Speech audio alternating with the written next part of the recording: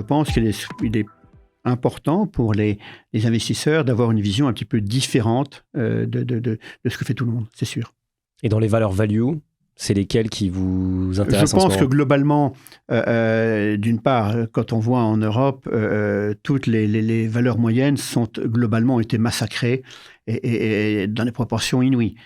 Il faut reconnaître que les couillonneries de Bruxelles en matière de MiFID ont été quand même assez spectaculaires parce que c'est ce qui a fait que il n'y a plus de recherche sur les valeurs moyennes.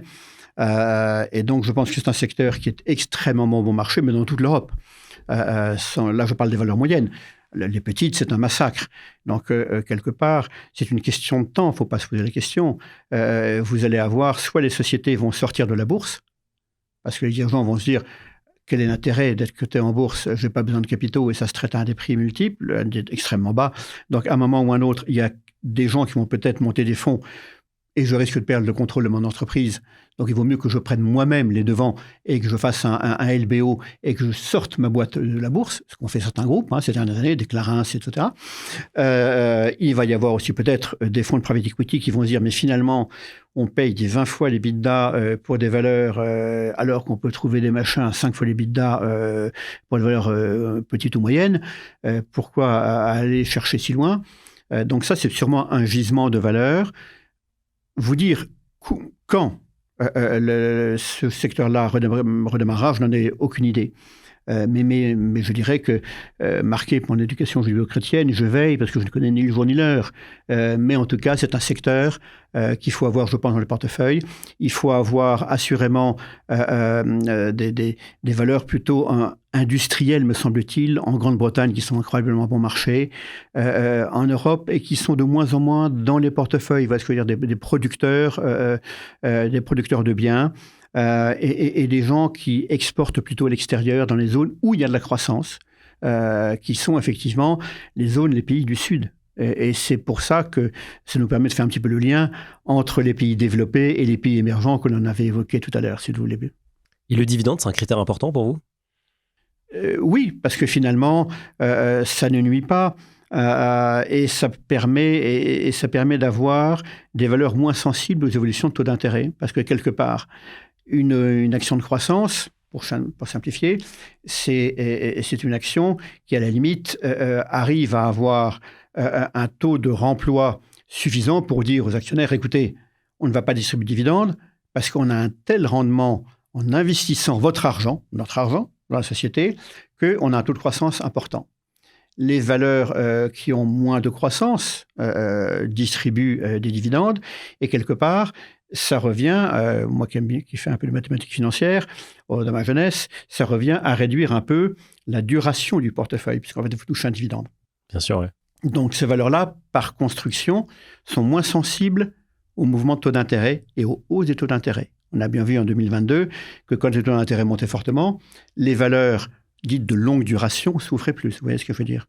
Donc, il y a effectivement une certaine logique. Et puis, surtout, le plus important, c'est qu'il faut également que les entreprises aient cette capacité à imposer leur prix dans l'inflation. Et toutes ne sont pas forcément jugées de la même manière. Deuxièmement, vous avez des entreprises qui, dans certains cas, peuvent avoir des bénéfices apparents importants, mais parce que simplement, vous avez telle machine, ça coûtait 100 aujourd'hui. Le problème, c'est qu'elles sont là dans le bilan avec une période où il n'y a pas eu beaucoup d'inflation, mais la prochaine machine qu'il va falloir mettre dans les usines, qui va faire le même boulot, il va peut-être falloir payer 200 ou 250. Et donc, l'inflation que l'on a globalement, qui se généralise, me semble-t-il, va avoir un impact bilanciel et certaines entreprises vont être... Vous voyez ce que je veux dire? Et je ne suis pas persuadé qu'il y ait beaucoup d'analystes financiers aujourd'hui en Europe ou aux États-Unis qui voient des entreprises par rapport à ce genre de sujet et cette problématique-là. Or, elle est très importante. Justement, l'inflation, vous l'avez évoqué tout à l'heure, un des actifs qui est censé être un hedge, une protection contre l'inflation, c'est l'or, plus 20% en 2024. Oui. Il a sa place dans le portefeuille d'un particulier aujourd'hui? Totalement. Tout simplement parce que y a différentes choses. D'une part, ça fait 3000 ans que l'or permet de protéger contre les manipulations des dirigeants politiques. c'est bête. Le Bitcoin est une très belle construction intéressante avec 21 millions de jetons, mais le Bitcoin, effectivement, est lui-même unique, 21 millions de jetons, mais on peut créer autant de coins que l'on veut. Donc effectivement, le Bitcoin, lui, est unique, il a une position forte. Et il commence à être, les banques commencent même à en mettre dans les portefeuilles, etc. Voilà, Librel. Mais il y a un problème fondamental, c'est qu'il ne reste plus que 6% à peu près du Bitcoin à émettre. Ce qu'on appelle les mineurs, les gens qui retracent la blockchain et qui la reconstituent, sont payés pour ça, mais ils sont moins bien payés maintenant depuis le mois d'avril.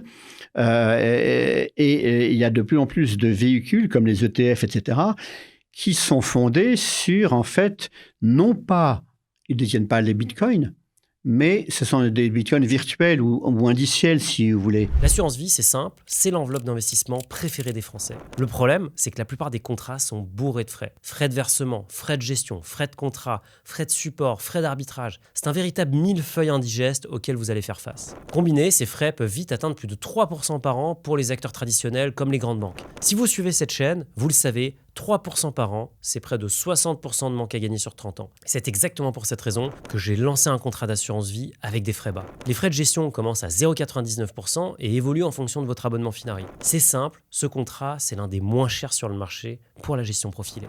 Et pour les fans de gestion libre, cette dernière arrive bientôt avec des frais encore plus bas. Et surtout, si vous souscrivez à une gestion profilée aujourd'hui, vous pourrez bien sûr passer à la gestion libre lorsqu'elle sera disponible. Cliquez sur le lien dans la description ou scannez le QR code qui s'affiche à l'écran afin de démarrer l'ouverture de votre contrat. Les bitcoins eux-mêmes circulent de moins en moins. Et de toute façon, le bitcoin n'est pas une monnaie. Ça ne sert à rien. On a expliqué il y a 10 ans qu'on allait payer des tas de choses avec le bitcoin. On ne l'a encore jamais vu. On ne le verra jamais. L'autre point quand même très important, c'est que pour l'instant, il y a un prix du bitcoin, etc., parce qu'il est intéressant de faire du mining de ces bitcoins, du minage de ces bitcoins. Mais qu'en sera-t-il le jour où, effectivement, il n'y aura plus beaucoup d'intérêt pour faire du minage de ces bitcoins? Quel sera le marché, compte tenu du fait que, en fait, vous avez les premiers acteurs qui ont des sommes considérables, et puis il y a tout le reste. Donc, très honnêtement, je pense que à votre génération, c'est plus tentant que l'or. Mais je pense que pour les vieux croutons et les gens qui ont un peu d'expérience dans le métier, je pense que l'or et les métaux précieux sont une protection. Mais surtout, au-delà de ça, les valeurs minières et les mines d'or en particulier sont extrêmement bon marché. C'est pratiquement la classe d'actifs la plus détestée au monde aujourd'hui. Et en fait, pendant les 2 premiers mois de l'année, on a eu en fait des arbitrages. Les gens sont sortis des fonds de mines d'or pour entrer en partie dans les fonds d'ETF de Bitcoin. Probablement, c'est un peu le baiser de la mort, probablement le plus mauvais moment pour faire ça. C'était vraiment les gens qui disaient « je n'en peux plus de ces mines ». Vous voyez ce que je veux dire? Je pense que pour un investisseur, avoir une exposition, oui, sur ce genre de protection me semble utile.